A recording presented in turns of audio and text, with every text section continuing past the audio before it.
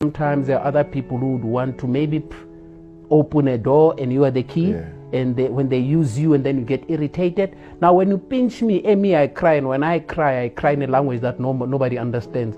Because when you cry in a language that everybody understands, then they start finding a way to make you cry forever. But when you cry in a language they don't understand, it becomes mysterious, and they wait, they pause, they want to understand you're crying. And by the time they understand you're crying, you are done crying. You wipe your ears, you sit back and relax. And when they ask, can you cry again? You say, I don't remember how I cried, because now I found peace in my crying. And I'm moving on. I'm happy now. I'm another human being. I'm ready to resume my precious life that God has given to me, not anybody else. Because the minute you say something, my philosophy is one. I use two brains. I use two brains. The thinking brain and the brain that's monitoring the thinking brain. Now, when I think, as I'm talking to you now, I'm saying this, but at the back of my utterances, there's another guy monitoring what I say, so that your thought processes must be clear, Steve. And after saying your thought processes must be clear, Steve, what then is the next line to guide the conversation so that the substance? And whilst I'm thinking around what I'm saying, there has to be something that says to me, wait a minute, Steve, as you're saying this, are you not offending Robert? You are not offending Robert. But okay, Robert is excited, but what about the other person who's not a Robert? Very difficult to make utterances that are clear and not hurting anyone. There's no way. When you say something is blue, red might not be happy. Purple wouldn't be either. White would be frustrated. How dare you say blue and all the rest of the other colors are still comfortable and happy? But it is how you say the blue, that you don't raise your voice, that you upset the rest of the other colors.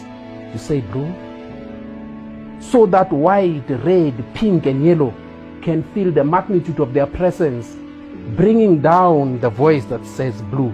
That blue is minimal, I'm superior.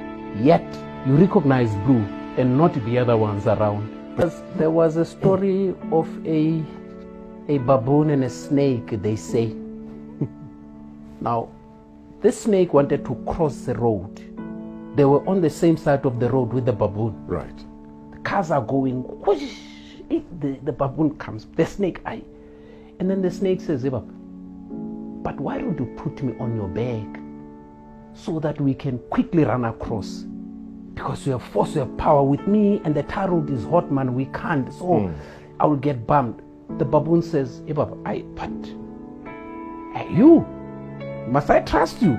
Can I take you across?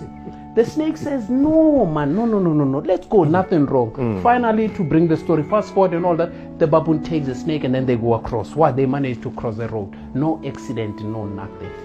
As soon as they reach the other side, the snake does what snake does better. Bites the baboon. The baboon says, my man, how can you? We had an agreement just 2 seconds before we crossed the road that you wouldn't do this to me.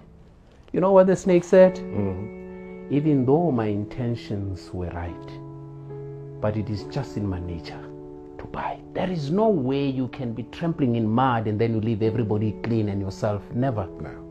George Bernard Shaw once said that if you wrestle with a pig, you're making a big mistake.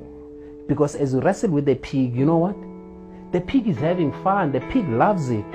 And when you think you're fighting the pig, no, you're getting dirty. That thing is enjoying the mud. So they say never ever wrestle with the pig. So that parable then came to me, and then I said, you know what, Robert, I'm going to respond to you in a manner that's going to leave everybody secured. Right. Like Jesus Christ in his times, each time he had to talk to people about whatever was happening, he would never be specific in his references. And the reason why he wouldn't be specific in his references, it was purely to protect and preserve and leave everyone with the dignity they so deserve.